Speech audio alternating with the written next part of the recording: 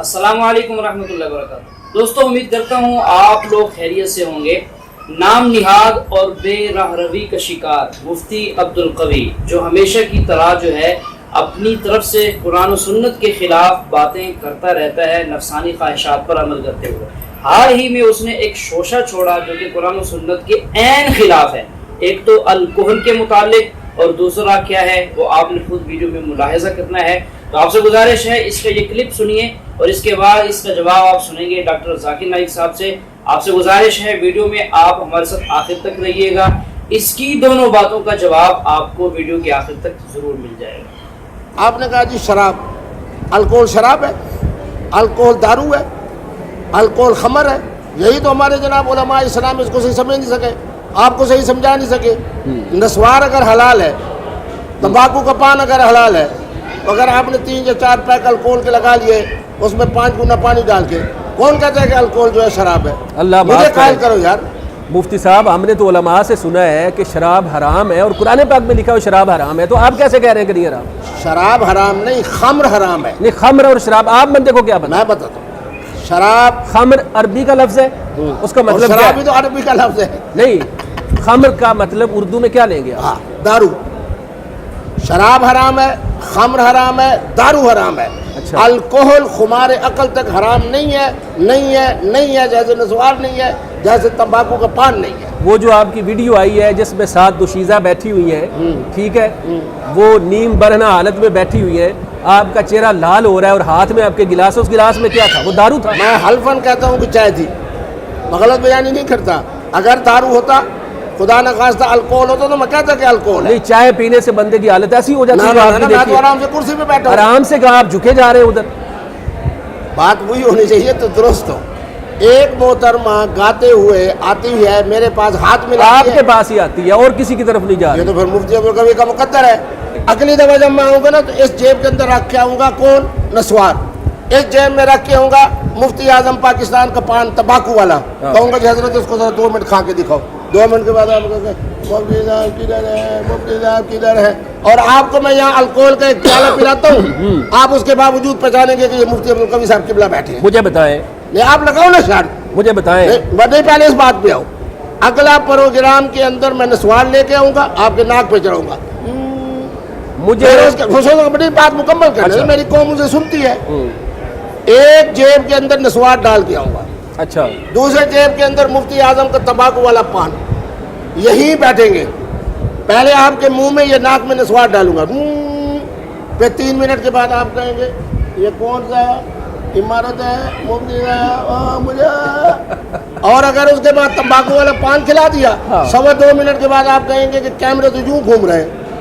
चले जो चीज हमारे अकल लाती है उसको आप हराम नहीं कहते हो। शरीयत में, इस्लामी कानून में, बल्कि मैं कहूँगा आपकी शरीयत में, ठीक है, क्योंकि आपके दलाइल थोड़े मुख्तलिफ होते हैं। गैर महरम औरत से बोसो किनार करना पहली बात, और जना करना, अब इसकी भी आपने अपने हिसाब से निकालना है। पाकिस्तान के कानून में और शरीयत की रूह से क्या सज़ा है?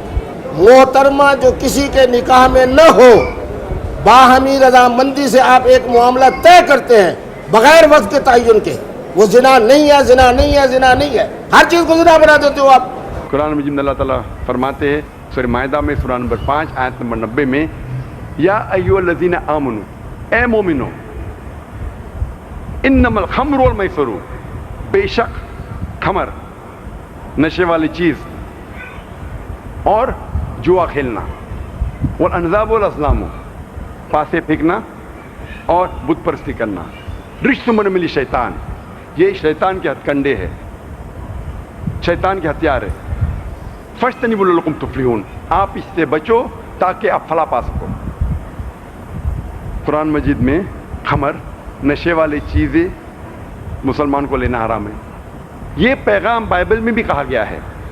जब आप बाइबल पढ़ेंगे, book of proverbs chapter number 20 verse number 1 में, wine is a मॉकर, whoever has it is deceived, जो शराब है वो अक्सर बहकाती है और जो कोई इसे पीता है वो बहक जाता है। बाइबल में लिखा है बुक ऑफ एफिसियंस में चैप्टर नंबर 5 वर्स नंबर 18 में, B not drunk with wine, आप शराब मत पियो। ना ही इस्लाम اور عیسائیت میں شراب پینا حرام ہے, ہندوازم میں بھی شراب پینا حرام ہے. اگر آپ پڑھیں گے منوسمرتی چیپٹر نمبر 9 ادھیائے نمبر 9 ورس نمبر 235, اس میں لکھا ہے کہ وہ شخص, وہ انسان جو چوری کرتا ہے, جو شراب پیتا ہے اور اپنے گرو کے بستر پہ زنا کرتا ہے, یہ لوگ گناہگار ہیں. اور آگے لکھا ہے ورس نمبر 238 میں منوسمرتی چیپٹر نمبر 9 ادھیائے نمبر 9 ورس نمبر 238 کہ یہ لوگوں سے جو گناہ کرتے ہیں, جو شراب پیتے ہیں, آپ ان سے بات بھی مت کرو, آپ ان کے ساتھ کھانا بھی مت کھاؤ, اور ان لوگوں کے ساتھ شادی بھی مت کرو, اور ان کو دیش سے بے دخل کرو. اور کئی شلوکاز ہے ہندو مذہبی کتابوں میں جس میں لکھا ہے شراب پینا منع ہے.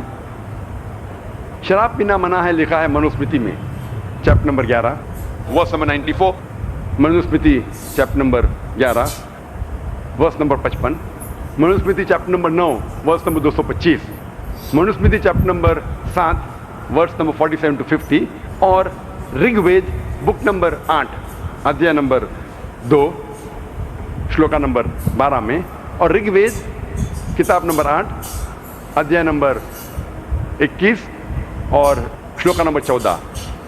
ان حوالات اگر آپ پڑھیں گے, ان سارے حوالات میں لکھا ہے کہ شراب پینا حرام ہے. آج کی سائنس یہ کہتی ہے کہ انسان کے ذہن میں, دماغ میں, in the brain there is a inhibitory centre. Inhibitory centre کا مطلب یہ سینٹر آپ کو غلط کام کرنے سے روکتا ہے. مثال کے طور پہ اگر مجھے حاجت کے لیے جانا ہے تو یہ سینٹر کہیں گا یہاں مت کرو, بیت الخلاء میں جاؤ, ٹوائلٹ میں جاؤ. جب میں کوئی ضعیف انسان سے بات کروں گا تو انہیبیٹری سینٹر کہیں گا کہ غلط بات مت کرو, تمیز کے ساتھ بات کرو. جب آپ شراب پیتے ہیں یہ انہیبیٹری سینٹر از انہیبیٹڈ, یہ انہیبیٹری سینٹر کام نہیں کرتا ہے. اسی لیے اکثر آپ دیکھیں گے کئی لوگ جو شراب کی حالت میں دھت ہے وہ اپنے کپڑوں میں ہی اپنی حاجت کرتے ہیں, وہ بڑوں کے ساتھ تمیز سے نہیں بات کرتے, اپنے والدین کے ساتھ اچھا پیش نہیں آتے.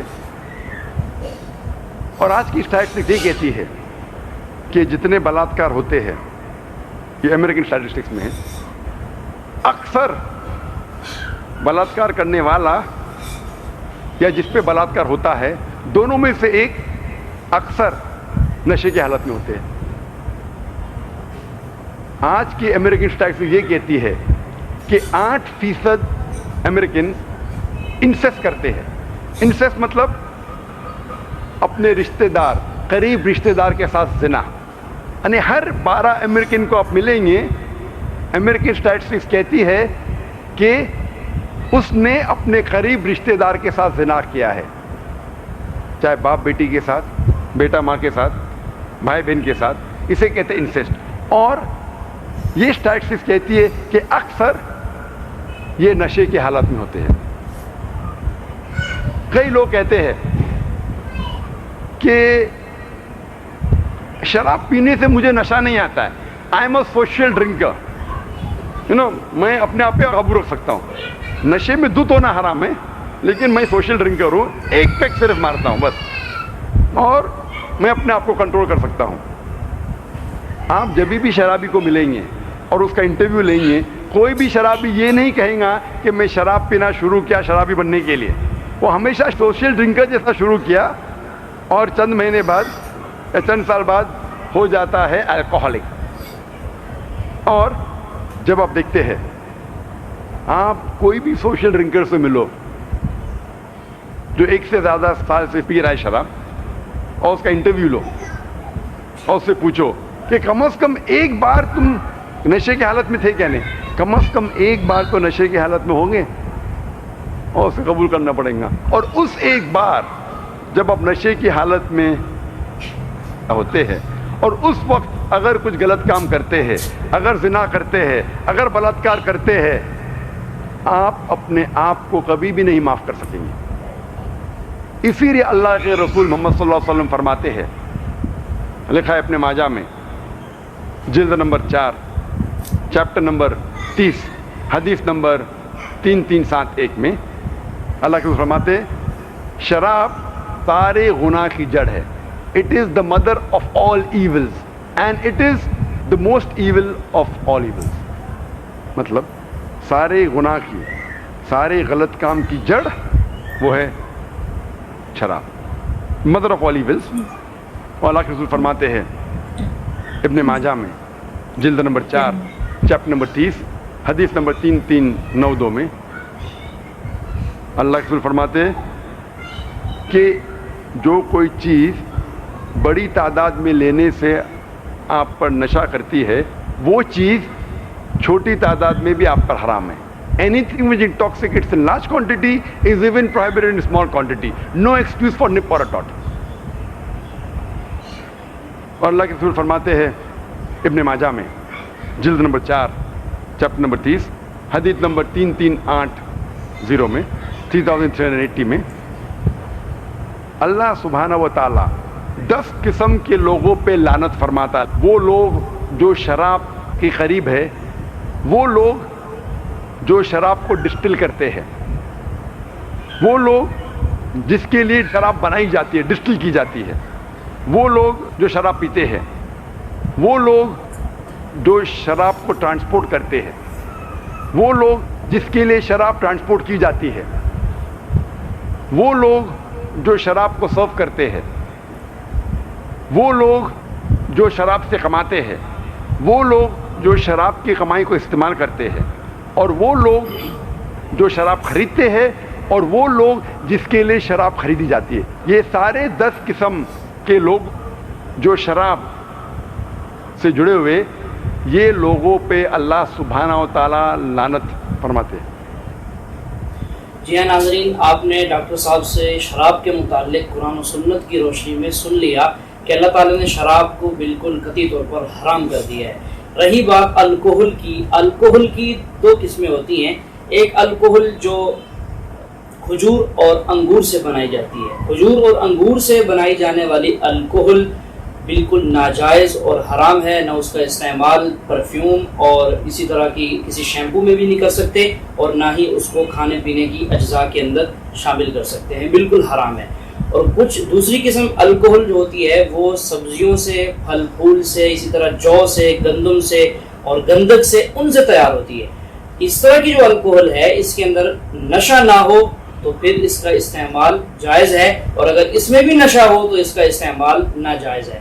رہی بات یہ کہ اب جو عام طور پر الکوہل کا لفظ استعمال ہوتا ہے اور جو استعمال کی جاتی ہیں، اس میں دیکھا جائے تو ابن ماجہ کی حدیث جو ابھی آپ نے ڈاکٹر ذاکر نائی صاحب سے سنی ہے، اس حدیث کے مطابق جس میں نبی علیہ السلام نے ارشاد فرمایا کہ جو چیز زیادہ مقدار میں ہو وہ نشہ لے کر آئے، اس کی تھوڑی مقدار بھی حرام ہے۔ جس طرح زیادہ مقدار حرام، اسی طرح تھوڑی مقدار بھی حرام۔